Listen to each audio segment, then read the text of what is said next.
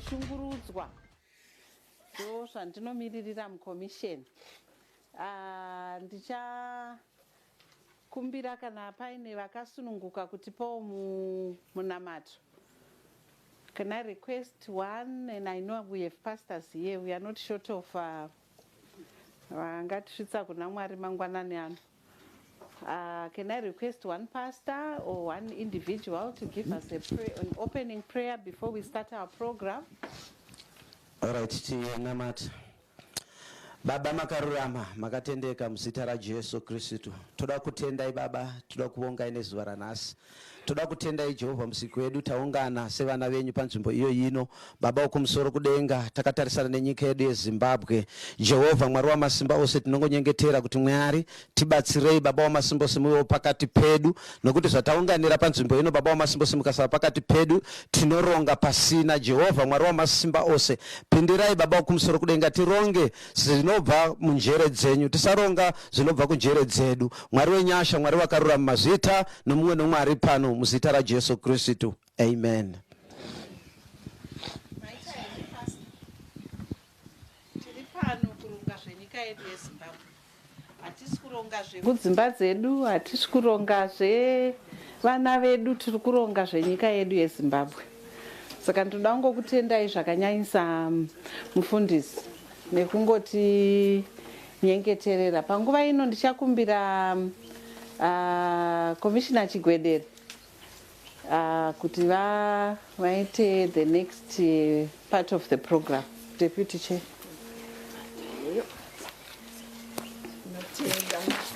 Mangwanani.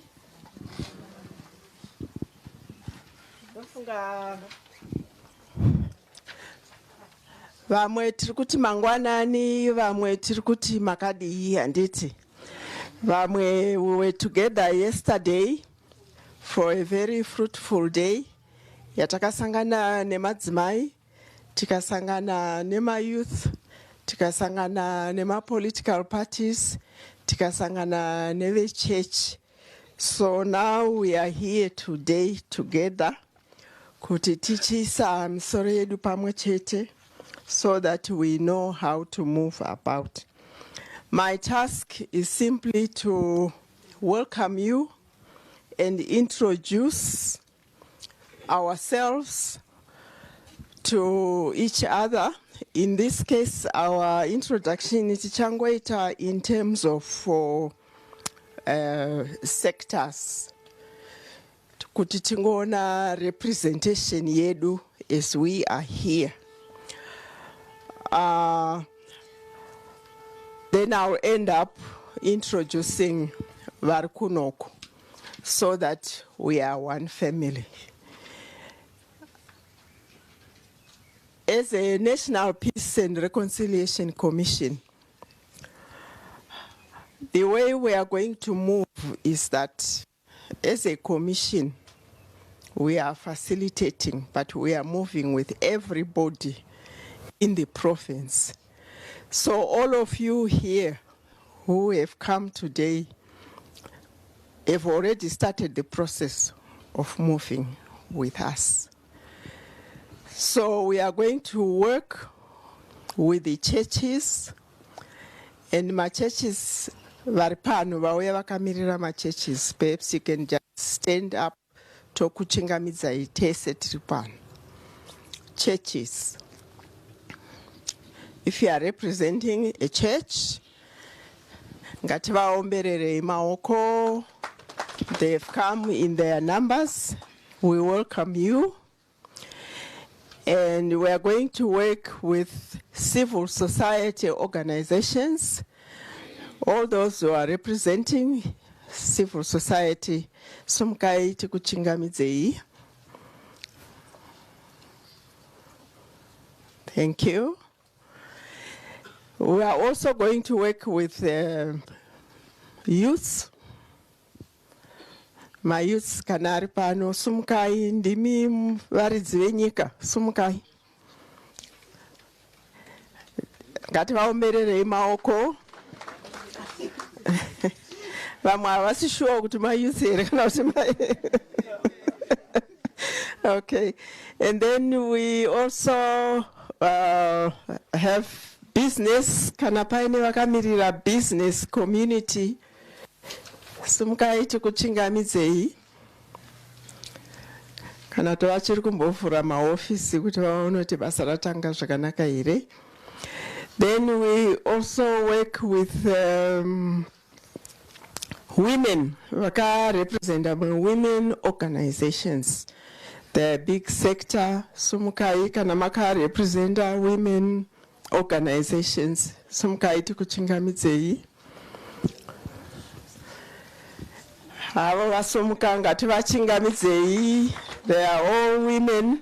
Don't look at what they are wearing.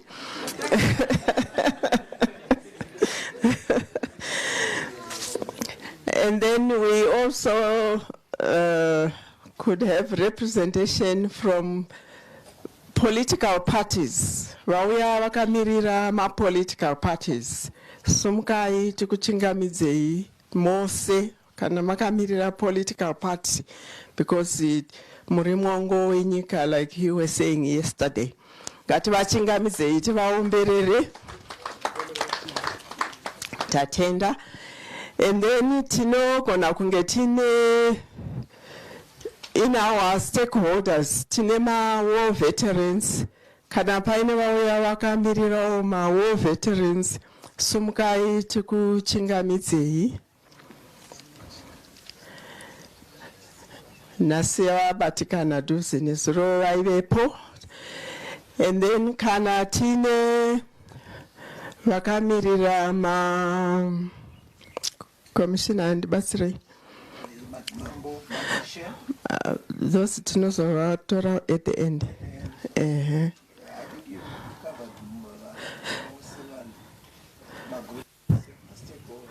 Kuda pane vakamirira ma disability organizations, sumukai tikuchingamidzei.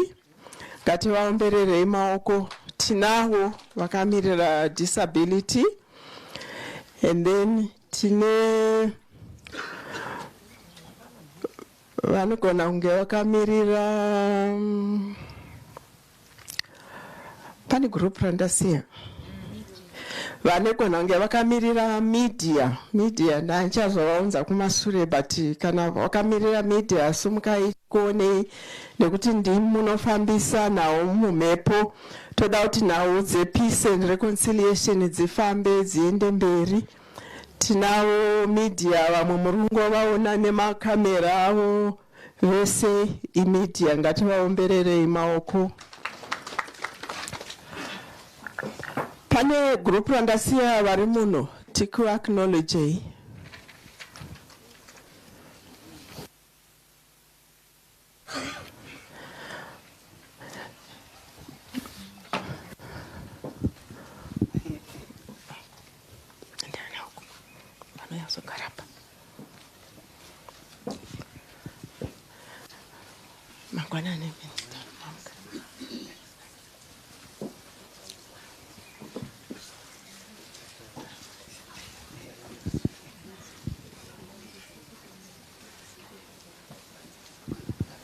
I say, Papa. Okay.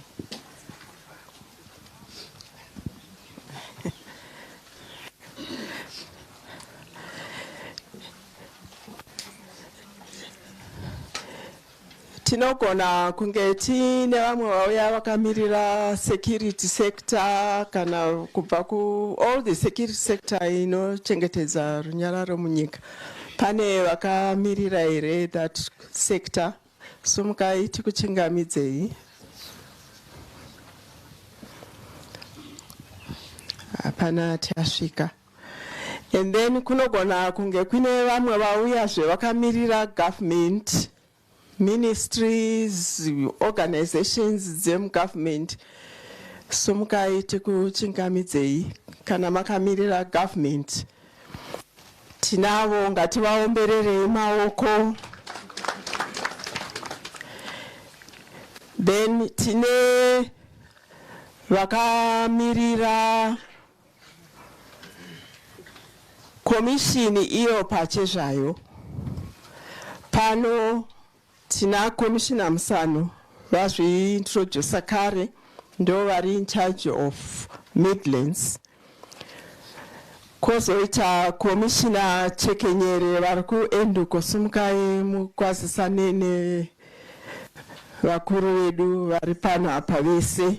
Commissioner Chekenyere vari also in charge of Masvingo province. Takatiri ku province kwavo last week. So welcome, Commissioner. Maita basa. And then tinoda commission, like I said at the beginning, we are not working alone. Peace and reconciliation is for everyone, and everyone has a part to play in peace building. That's why you see us bringing all the sectors together. Daita achigona kuuya nevana veku creche tingadaita uya nawo futi vari pano, nevana veku high school neveku university. Pane ma students ere akamirira university kana tertiary education, again vari muma classes, but we also work with them. And then tinoda kuchingamidza madzimambo edu, tinofamba navo ndokuti tose tinobva kumisha, tinobva munzvimbo dzakasiyana siyana dzine madzimambo, and they are part and parcel of the peace process. Handiziye kuti kune vazukuru vekune here ku Midlands. Wese anozviti muzukuru ku Midlands, tisumukireyo. Kana uchingonzori muzukuru ku Midlands, sumukako. Or if you consider yourself a muzukuru.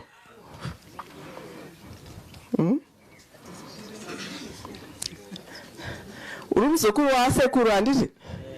Sumuka. Sumukai vasukuru vasekuru, sumukai. Indiri muzukuru wasekuru, saka ndatomira kudai. Sumukai tose tiri vazukuru. Vasukuru vasimukaka. Tinoda umwe uyu Titus uya apa uzoti kwazisira mambo, ndekuti tiri vazukuru ndo zvatinoita.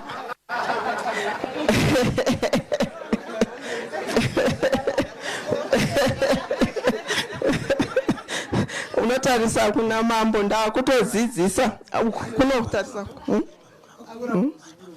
ava vari papa.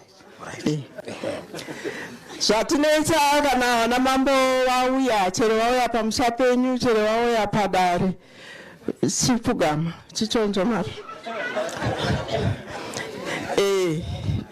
Tinoti tinoembera. Chivamubatsira muzukuru. Chinibatsira ichi kwazise. Makadiko mambo. Vazukuru venyu vakukwazai mambo. Mambo. Thank you, thank you.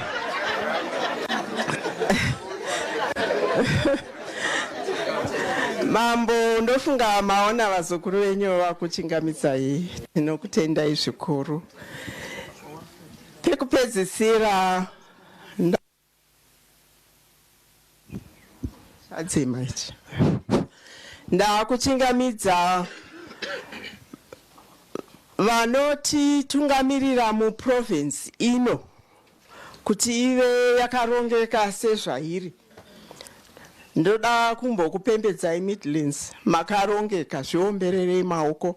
Tazviona kubva nezuro kuti muri province yakarongeka, zvichireva kuti makabatana, muri kufamba together as a team. Pano tatsikwa neoffice ya Minister of State we Midlands. Vakamirira minister pano, tinoda kukuchingamidzai, tichikukumbiraiwo futi kuti tapinda mu province menyu. Saka tinoda kuti tishande nemi maererano nepeace and reconciliation.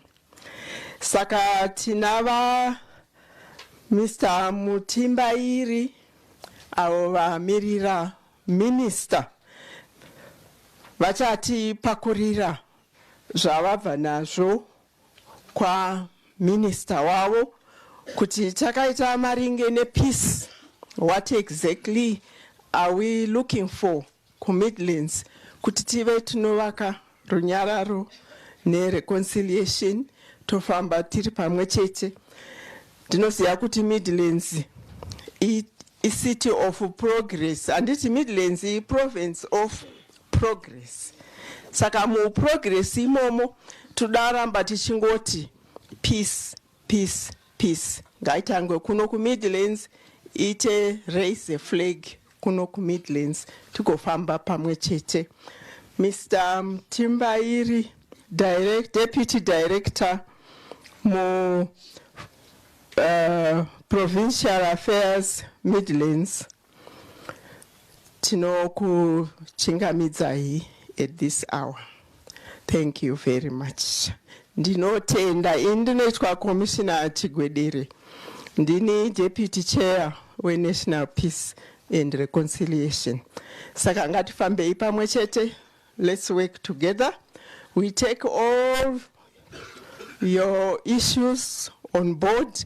Kuti tigare pasi toaisa mugango toona kuti zvinoganga sei pamwe chete nemi, and then we move forward.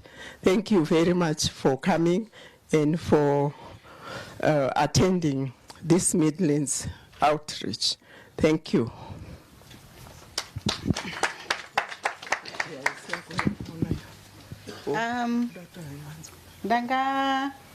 Ndichakumbira Deputy Chair vasati vagara kuti vabva vatoti taurirawo kuti tavinge nhasi objectives of our meeting before she sits down, so that we can quickly get on with the program. Tinoda kutendazve Commissioner Musanu nenguva yavandipa. I am taking it that as Midlanders in this room, is there anyone asatanzwa nezve national peace and reconciliation? We once came here in 2018 in a process of consultation where we were seeking Midlands perspectives on peace and how we should move in building peace in the country. Saka takauya kuno muna February 2018, tikaita ma-consultations nema-stakeholders. You may remember we were at I think it was Chaplain High School Hall, where we met. And the purpose of that visit was to consult the Midlands population in order to understand what they thought or see as conflict issues in the province, which the Commission could start working with the Midlands people together. And that was aimed at developing our strategic plan. Now, our strategic plan is in place. We launched it in October last year, which is now our roadmap. And what we put in the strategic plan came from all the provinces. In Midlands was done in all the other provinces to collect all that information so that we come up with a document that is people-centered and that is going to work with the people. And this is why today we are here, so that we can share with you the same issues that you brought up, and then also share with you how the Commission is going to move with you together in order to build peace in Midlands. So the objectives of this outreach are just based on 3 issues. One issue is to give publicity of the Commission and its mandate, which the commissioners are going to do, and also to share and conscientize Zimbabweans on the mechanisms and approaches that the Commission is going to be using in handling issues of national healing and reconciliation. And thirdly, to highlight to the Midlanders the structures in which the Zimbabweans here in Midlands can participate in the peace building process in order to bring an inclusive national healing, reconciliation, and building process. Ndokusaka tanga tiri pano kubva nezuro kusvika nhasi kuti next time yatinenge touya tinenge taakutouya nema-programs are targeted at specific issues that arise from Midlands. So those are our objectives at Aunganira Pano NAS. So this is a participatory exercise. Tinoda kuti mute feel free and engage with the process. So those are the objectives. My time, Deputy Chair. Ndiwo ma-objectives edu ekuti tidzoke kuno tizoparura basa redu recommission. Takauya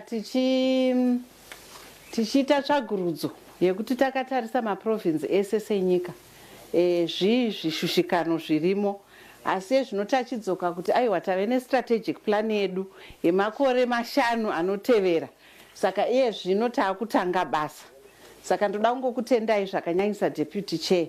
At this point, ndinongoita semunhu akachakatika ndichingomhanya-mhanya. Ndichakumbirawo vakamiririra minister. Ndoda kuti ndingoexplaina. Ndofunga kune kumwe kwatakanzi, sei muri kungouyisa maminister. Musha wega-wega une vene vavo. Haugoni kusvika mumusha wongosvikopinda. Saka isu tinongotarisa ma-structures arimo ndiwo atinotevedzera se-NPRC. Saka kuno minister vakutadza kunge vari pakati pedu, but is well represented here. Tichakumbirawo vakamiririra minister kuti vangopa mashoko avo. Kwaona uri munhu anongosvikopinda mumusha mevaridzi usina kukumbira, usina kupiwa mvumo, unenge usina kumira zvakanaka. Saka ndichakukumbirai Deputy Director kuti mungotipira mashoko abva kuna minister tichitanga program yedu. Maita henyu.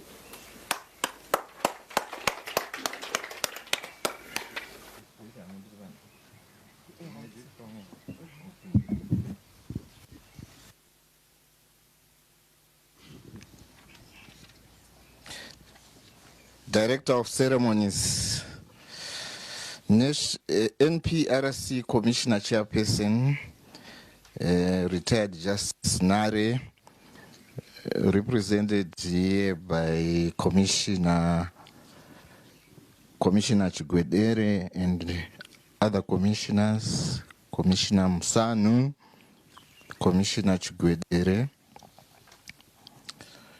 Commissioner Chekenyere, representatives of provincial heads of ministries and departments, representatives of women, youth, political parties, churches, academia, and disabled persons, media fraternity, veterans of the liberation struggle, Chief Mafala, Babawedu Varipano, and other traditional leadership representatives. Ladies and gentlemen, comrades and friends. A very good morning to you all. On behalf of the Honorable Minister of State for Provincial Affairs, Midlands Province, Senator Lawrence David Mavima, I welcome you to the Midlands Province, specifically City of. I further welcome you to this meeting of the National Peace and Reconciliation Commission, NPRC, to set the tone for peace, not only for the Midlands Province, but for Zimbabwe at large. I'm humbled to extend my hearty welcome to the NPRC commissioners and staff who have come to the Midlands Province. Commissioners, ladies and gentlemen, the work of the Commission is not starting today. The Commission held consultations throughout the country, Midlands Province included, in order to develop its strategic direction, of which this outreach is one of the products. Following the launch of the strategic plan, the Commission hosted the Peace Pledge here in Gweru, putting the province at the center of peace building. The Peace Pledge was a historic event which saw the 21 political parties contesting in the 2018 harmonized elections sign the pledge to uphold and maintain peace during the election. Again, that even put Midlands Province at the center of peace building. And your gathering here today is further testimony to the common saying that Midlands citizens are peace-loving. I'm proud to be the Honorable Minister of such a peace-loving people. I've heard that when the Midlands Province is called, I say that together with the API, when Midlands whistles peace, the country dances peace. Commissioners, ladies and gentlemen, the Midlands Province is endowed with beautiful fauna and modern infrastructure that are a sign of development. Furthermore, the province is a mining hub that leads in mineral production and other resources. Development is interlinked with peace. Without peace, there is no development, and without development, there is no peace. As we forge ahead with the devolution, the Midlands Province needs sustained peace more than ever to be able to attain middle income status by 2030. The NPRC has a constitutional and legal framework to provide the foundation upon which we call all of us to unite for sustainable peace and development. So let's take advantage of this. Pope John Paul II said, "To reach peace, teach peace." I invite you all to join hands with NPRC in their programs in all the communities so that we teach peace and become the last beacon, the beacon of the lasting peace. Let us begin in Midlands and spread all corners of Zimbabwe.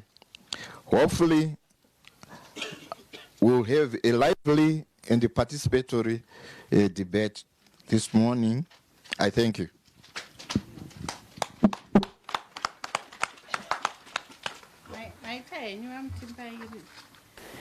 Nemashoko enyu ndichabva ndatora mukana iwoyo ndakasimuka tunga kune masitsa ari kumberi kunoku,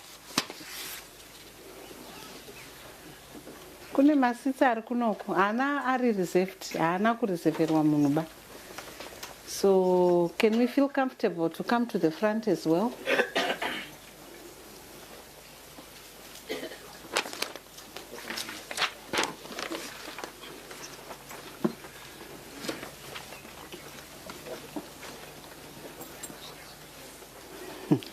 hatina kumbobvira tati varume vagare kusaidi kwavo vakadzi vagare kusaidi pana hati varume nevakadzi vaseparate here ichechi yekupi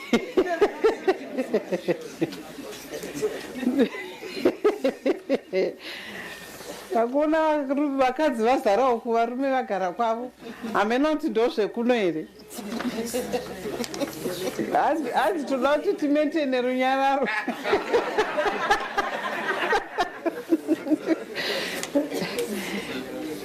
maita henyu toda kubva ndatora mukana uno ndakamirira commission kuti ndiexplain kwatabva and give a brief update of what the strategic plan provides and what the strategic direction of the commission is. Ndichangodero tobva tazobreka for tea. Nofunga deputy commissioner vataura kuti commission yedu yakazouya ikaconsulta. Just briefly to say, our commission is one that is unique in the sense that tiri kutarisa kumashure. And I think mukatarisa muSADC region, Zimbabwe ndiyo yakawana mukana wokuti tigone kutarisa kumashure kwedu. Zvinogona kunge zvakashata, zvinogona kunge zvisingatauriki, zvimwe zvatati singagone kutaura kwemakore akawanda. Asi through the NPRC Act, the Zimbabweans have been given an opportunity to reflect on our very bad past. Hakuna anotidzokerai kudai zvakanaka pasina anomboti ngatidzokerei kumashure. Saka as a country and as NPRC, our critical mandate is to look at the past of our country. And ndoda kuti vamwe vatidzuvisise, vamwe vanotiti commission yakadai so isusu sei commission tiri kunzi titarise our past, hatisi kunzi titarise kuregion yakati. We are just reflecting on our not so pleasant past.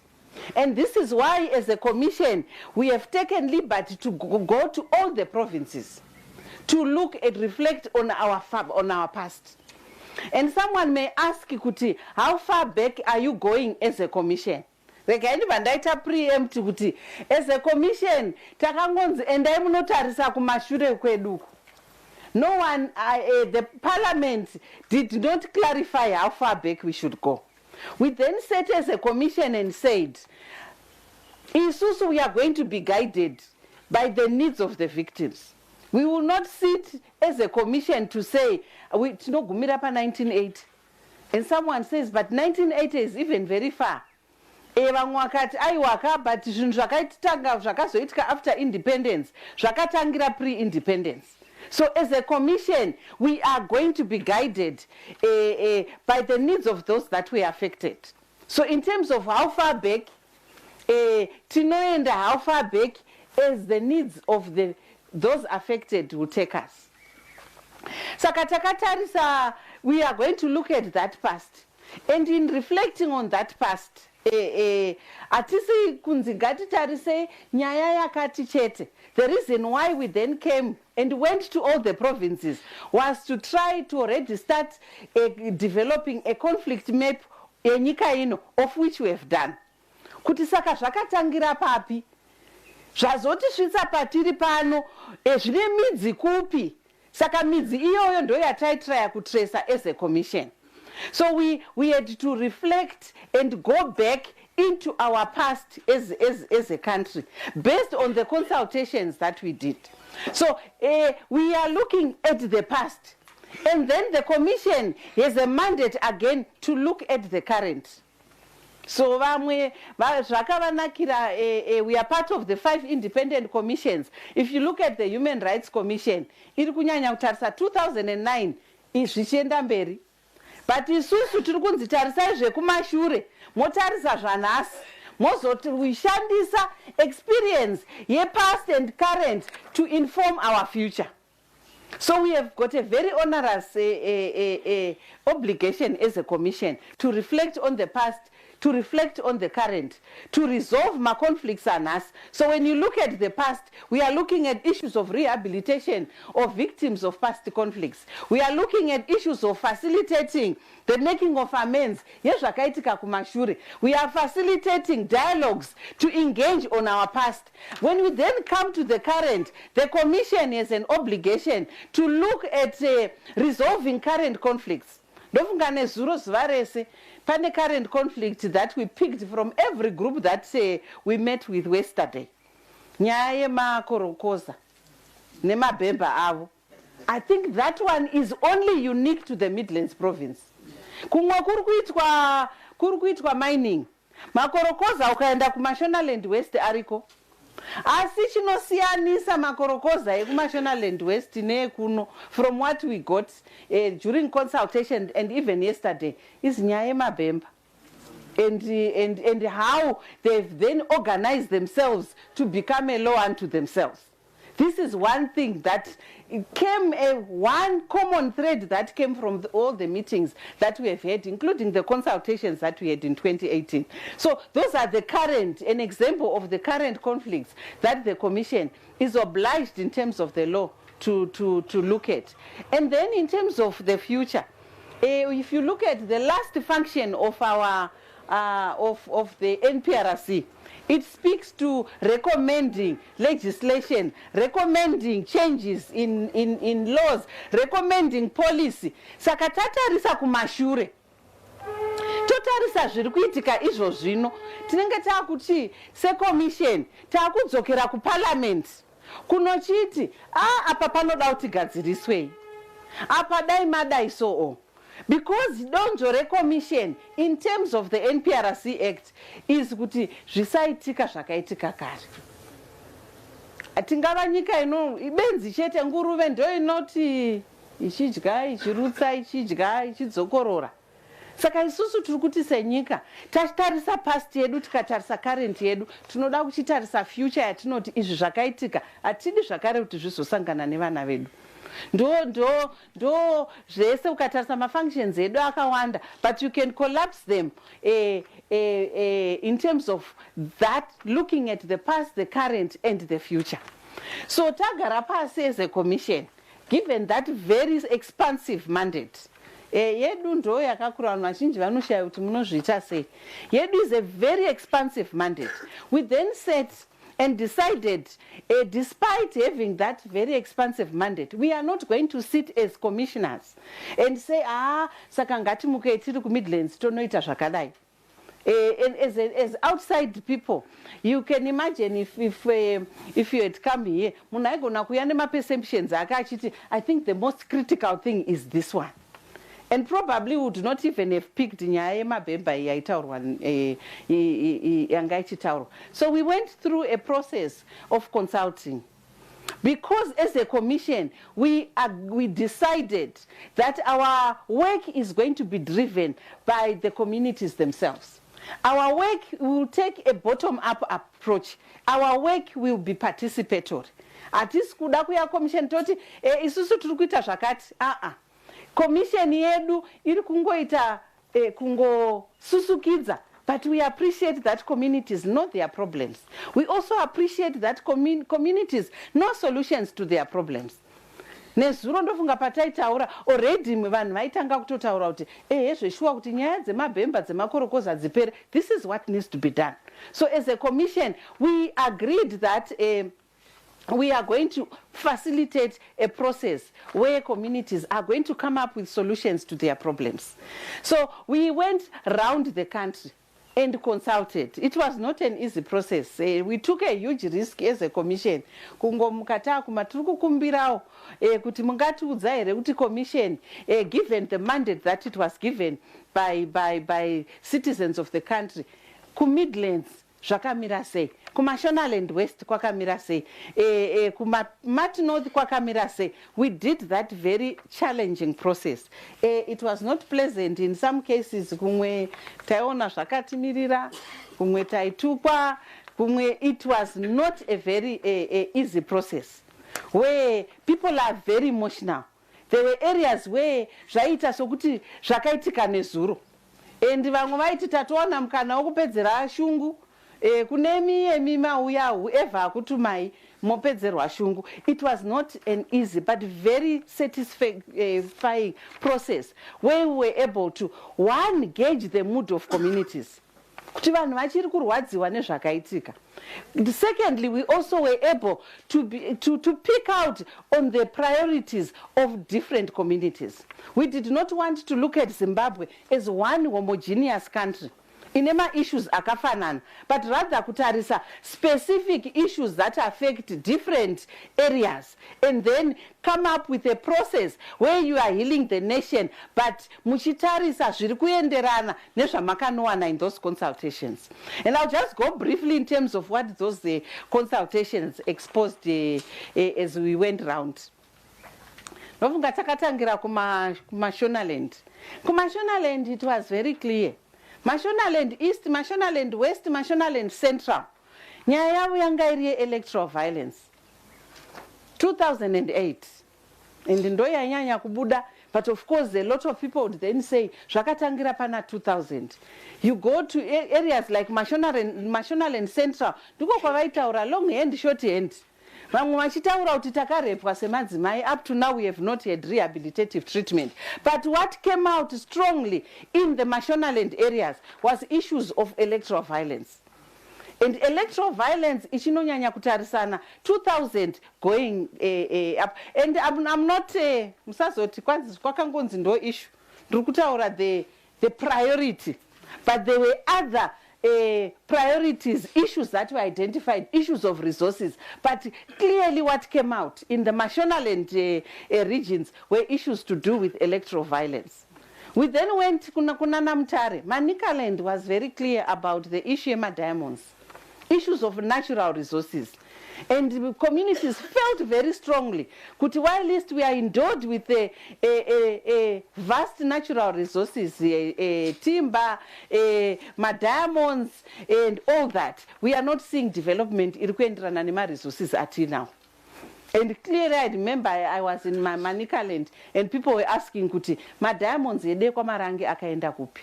Atisikuona chinoratidza kuti muno manga mine diamonds. But we then went, when you then went to my areas, akaita sana Mutasa, there were areas, Angaka Aibuda Kunana Mayo, Rusape.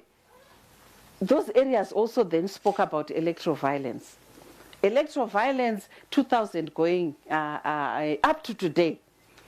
Ndokwaitaurwa ukatarisa Mashonalands, Manicalands, zvemabhesi, zvevanasikana anenge vachiendeswa kumabhesi, zvemayouth anenge achipuwa doro achiperpetrate violence. Those were the issues that came out in that region. As we went further down to Masvingo raised issues electoral violence again. Looking at my areas akaita sana Bikita Gutu, Zaka. I'm sure you are aware, those were the issues people felt strongly about. But critically also in Masvingo, issues that came out were around the displacement when the Tokomkose Dam was constructed, and whose effects communities are still feeling up to now. So issues of electoral violence, issues of again issues of displacements takatarisana Tokomkose, and so as an outsider wakagara, if we had not gone to Masvingo, would have thought kuti aiwa zvekuuya kweTokomkose Dam was a huge contribution to the development of the province. But you actually then have communities achiti aiwa, but the process was not done properly. And it left a lot of displacements in those areas. So we went down to Katsokata kuno Midlands. Kuno Midlands, Ino is a very unique province, even in terms of the way we were mapping my provinces. One issue, my languages. I think this is one province where you find different languages, different cultures. A mixed grill, and that comes with its own challenges. So what we then picked from my Midlands province was we have areas that were affected by Gukurahundi. We also then have areas that were affected, Vanaloa Gwelu, Vanakwekwe, Shombe, that were affected by the Gukurahundi. You then have areas that were affected by the electoral violence, Yemnana 2000, Vanamberengwa. You also then have areas, when you then look at the current issues of mining and mining resources, especially as it pertains to current conflict, and I alluded to already, mining, especially Muno Midlands province, and the impact thereof. We spoke to women yesterday, and the impact, you would think, minerals. Again, it's a very good thing for the province. But I think what has been coming is that it's very good, it's very bad. To Maririmo, but Mario irikufamba sei. How are vulnerable groups being affected? I think the women yesterday were saying, and you have people that are being killed. You have communities where people are forever mourning because of Maurayo. But those things are not things that will find a lot of attention in the media. So those were the issues that came out as we reflected. And I'm not saying the other ones are again not important, but I'm just talking about the priorities that were identified by the citizens of Midlands. We then went down to Mat South. Mat South was very clear. The issue of Gukurahundi, you can talk about anything else, but as long as we still have open graves, we still have unfinished business, Gukurahundi, you have not done anything. So it's while these issues of their timber, issues of resources, issues of minerals were also highlighted. But the critical issue when you then went to, in fact, Mat South, the Blawayo, Mat North, was very clear. It was to do with Gukurahundi. So this was the mapping that the commission did. And there are many other, so that there were many other issues that were identified as we went around the country. But those ones were the ones that were really prioritized. So having done that as a commission, we then set and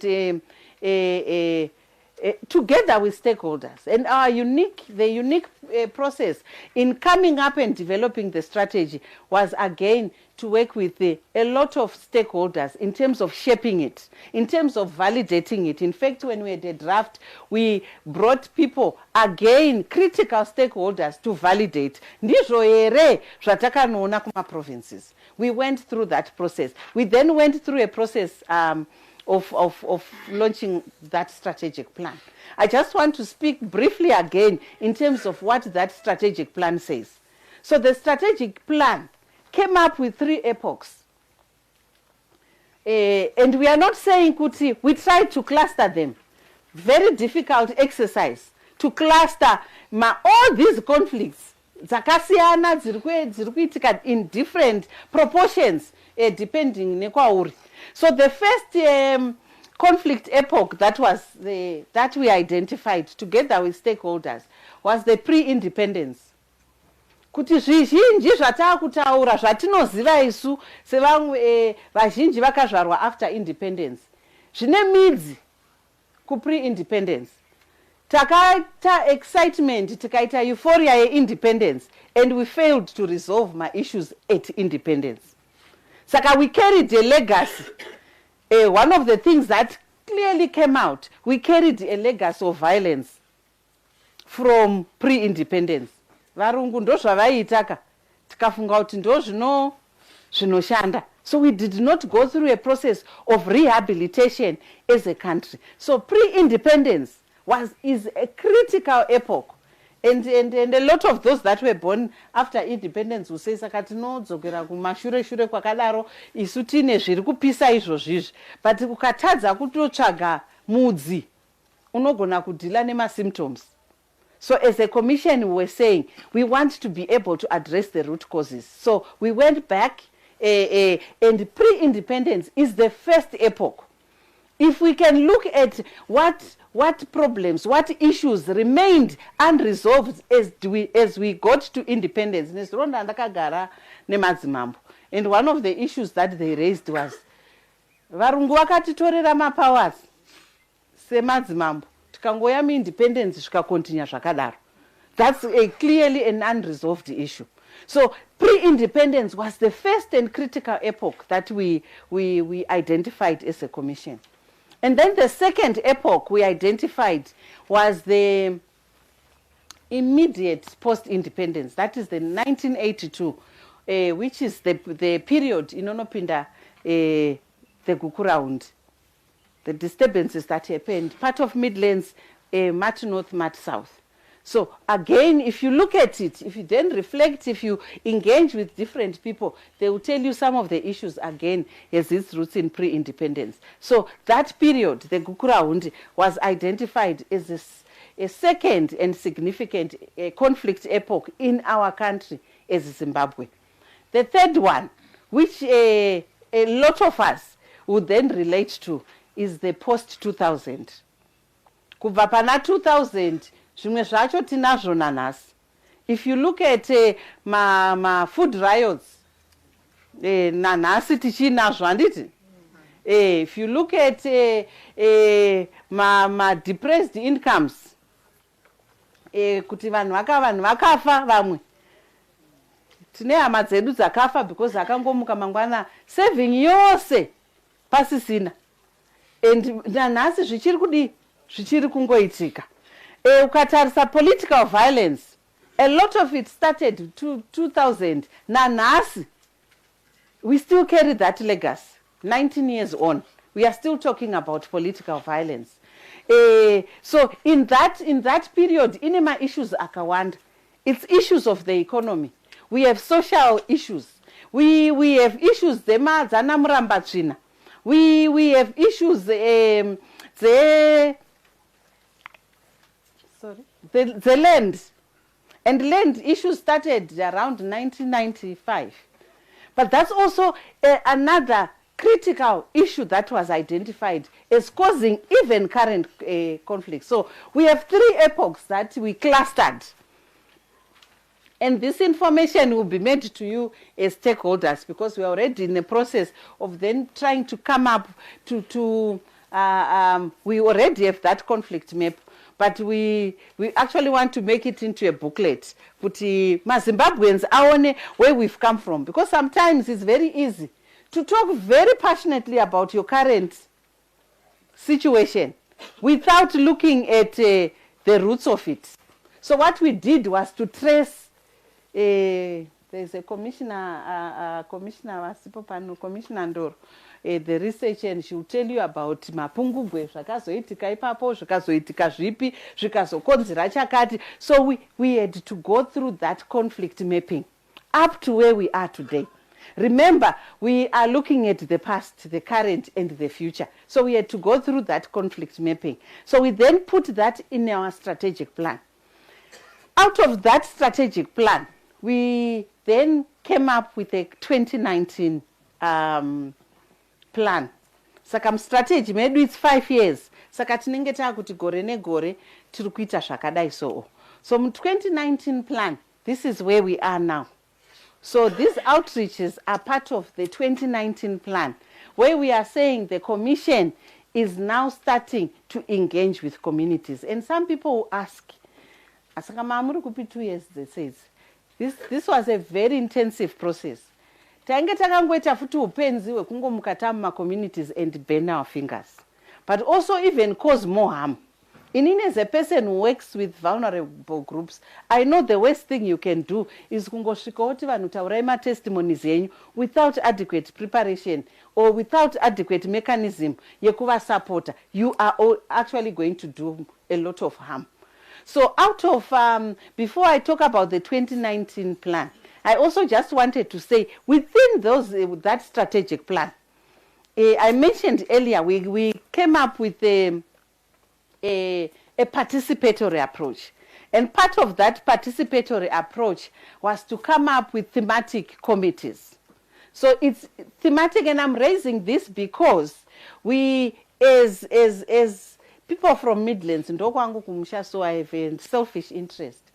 As people from Midlands, we need to ensure that we find our space in some of these thematic committees, because it is the thematic committees that are going to drive the work of the Commission.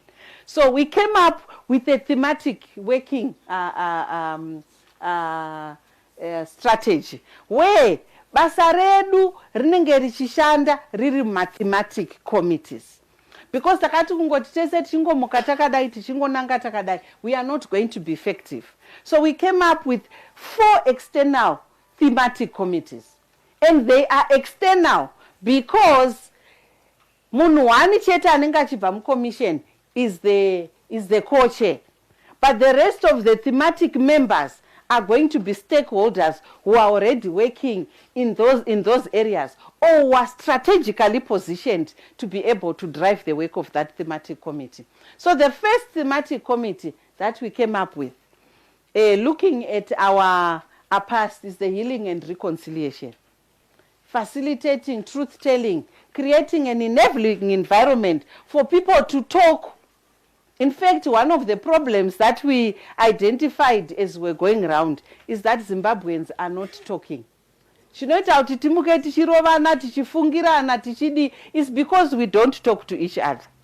Okana tikataura tiri kutotukana. Iwo wakakanganisa pekuti iwo ukazodai, we are not talking to each other. So the healing and reconciliation is that committee that will facilitate those community level dialogues. Yekuti ngatitauriranei tinyatsonzwisisa kuti izvi zvakamira sei, takakanganisirana papi, togadzirisirana papi. So that is the first one. And mukomiti imomo munenge muina chair, co-chair anenge achibva outside the commission.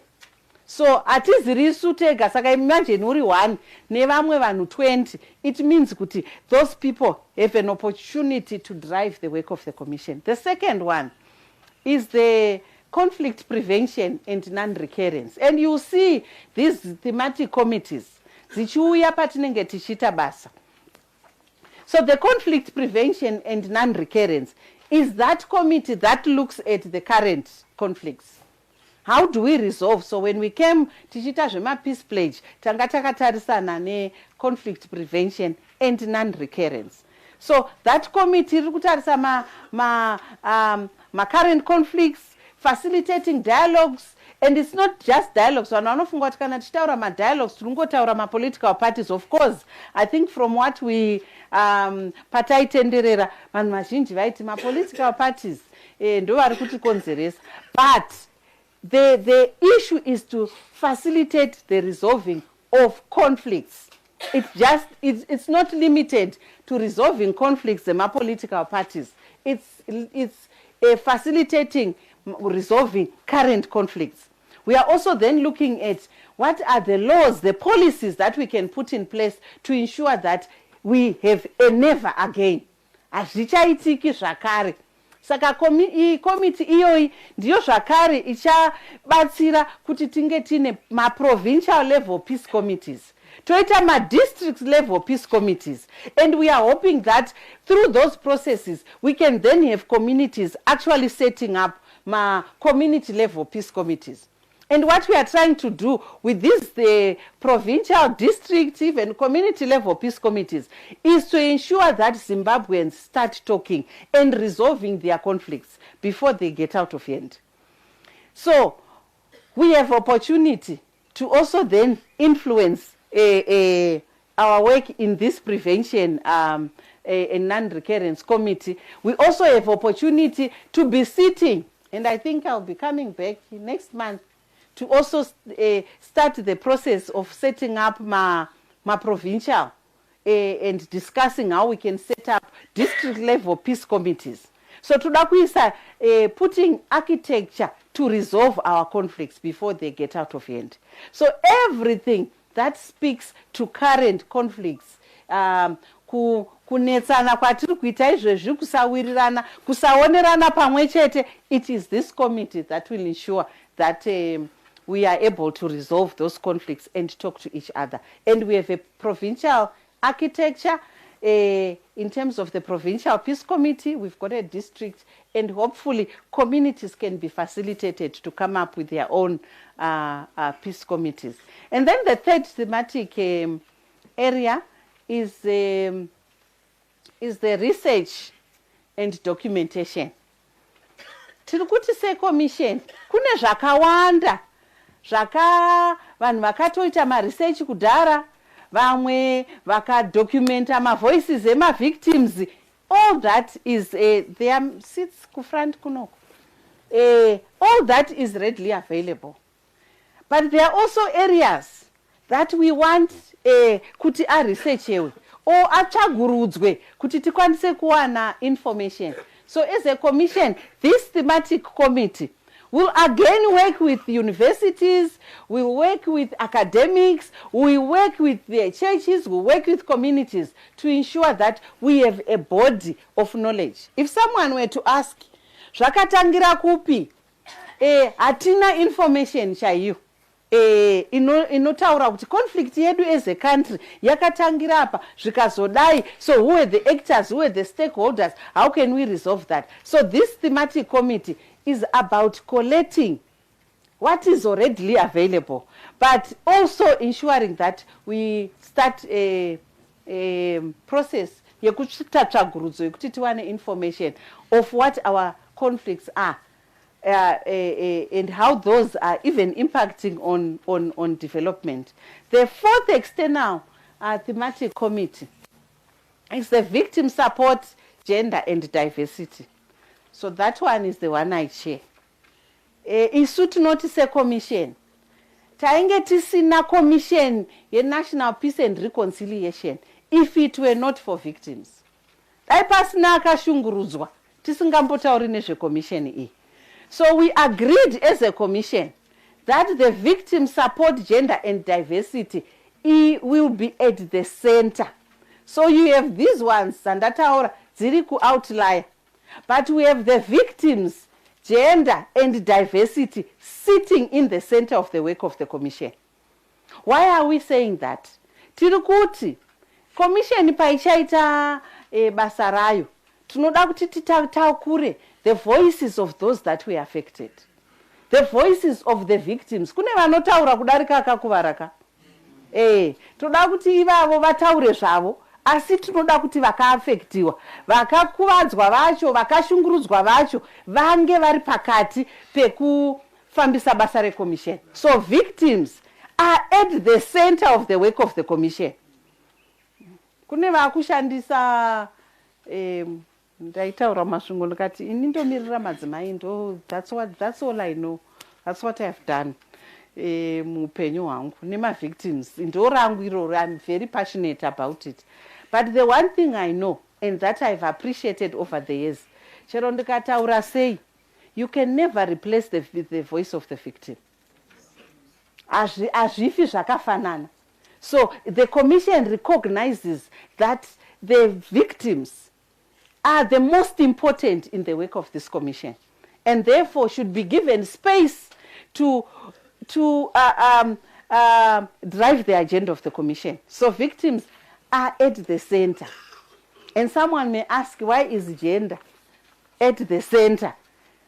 Women and men are affected by conflict differently because of our different reproductive roles. Mai mwana nenhumbu yave 9 months chikauya havana kwavanotisa vachienda, but baba vanogona kubuda. If you look at the number of women that have been raped in our conflict epochs, there are many. But if you look at information in Notivangani, you will never find it, because it's not easy for women to come up and talk about chinhu chakaita serape. So again, the legislature, in its wisdom, felt that we needed to put gender at the center of the work of the commission. We actually have a section 9 which is very clear in terms of what the commission needs to do to ensure women effectively participate in all peace and reconciliation process. So this thematic committee that I chair will look at the voice of the victim. We'll look at facilitating victims' participation in all the processes. Ini basa rangu nderekuona kuti paungana vanhu ma-victims aripo here. Paungana commission ichita basa, are victims adequately prepared to engage with the work of the commission? We are also looking at rehabilitation and reintegration of victims. Because usati wa munhu ane aka-affectiwa, munhu ane maronda, haungatange nokuti ngauye azoengage necommission before you address their urgent immediate needs. So this is the work of this thematic committee, which is at the center of the work of the commission. Handisi kunyanya kupupa nezvaro because ndini ndinoicheya. Ndo zvakataurwa necommission. It's at the center of the work of the commission. Fortunately, I chair that committee. We then have internal committees. Right out. Prevention, yes. We then have internal committees. The internal committees, we have complaints handling and investigations.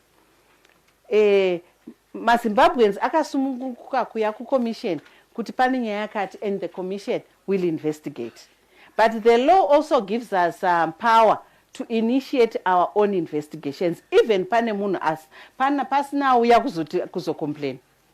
So we've got that investigations and complaints handling. This is facilitated that process of the commission engaging with those that were affected. We also have the functions, HR, finance, that my brother here chairs. Finance, HR, audit, those are the functions of, and those are mainly looking at the internal issues to do with the commission. Of course, you then also have an internal that looks at fundraising and partnerships that I chair. So my partnerships, my organizations that we are going to be partnering with, those are the issues again. And kuti tiwane ma resources ekuti commission ikwanise kuita basa rayo. Again, I chair that the commission. So through these thematic committees, the commission has brought in the voice of stakeholders. And so I know we were in the process of constituting these committees, but it does not stop, because what we want, and I think we again becoming, for example, in Lichazouya Kunoku province very soon, in next month or so, to then have a sub-cluster, a victim support, gender and diversity. So what we are saying is we need that cluster in the province to be able to support victims to engage with healing and reconciliation in this country. And I hope as stakeholders, as partners that are sitting here, we will find space to engage with those thematic groups, and they will all be coming. So I am a representative with Midlands, but my role is to ensure that I bring in all these thematic committees to ensure that we are able to carry on the mandate of the Commission. So having come up with those thematic committees that we are constituting, that we are consulting, the next step is the Commission will be coming to also set up the provincial peace committees, and then the Commission will also then be rolling out on programs. I just want to say in 2019, a decision was also made. As we are doing our work, the different people in the different provinces, there is a priority. And I know people will ask why, but there is a priority on Gukurahundi for 2019. And there are reasons, a lot of reasons why. One is, if there is a very contentious issue that we have as a country, one of the first things we can do to build trust is to engage on that issue. Very difficult, but we then said, let's start the process of opening up, of facilitating dialogues around the issue of Gukurahundi, even as we then continue doing work in the provinces. The reason why we met yesterday, for example, and even this meeting, is to already start again prioritizing my issues per province. So it will not help. All right, prioritize is broadly at a strategic planning process. But as we then go down to provinces, we need to come up with priorities. So this is where we are as a commission. And I just want to end by saying the commission is very committed to ensure that as stakeholders, we are part of that process, because you know the issues better than the commission, you know the areas that need to be targeted, but you also know the strategies of resolving those conflicts and ensuring that we create a never again. So this is where we are as a commission. I will allow us, I know it's been a mouthful, though. Magweta anotaurisa, ndiri activist tinotaurisa, but this is in a big nutshell where the commission is and the strategic plan. I will ask us to break for tea. I know there would be questions. Can we hold on to our questions? And then we can have one open discussion. So we can break for tea for now. So thank you very much.